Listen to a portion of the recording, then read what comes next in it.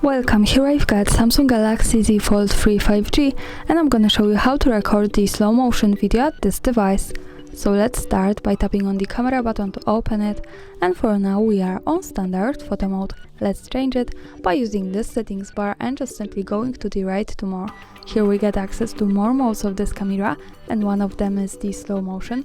We have also super slow motion, so you can pick whatever you need.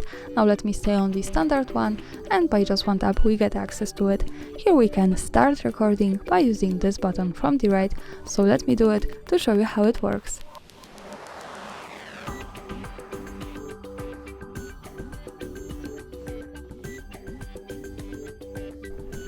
And now let's stop by tapping again on this shutter button. To see the video, let's move to the next one that follows us straight to the gallery.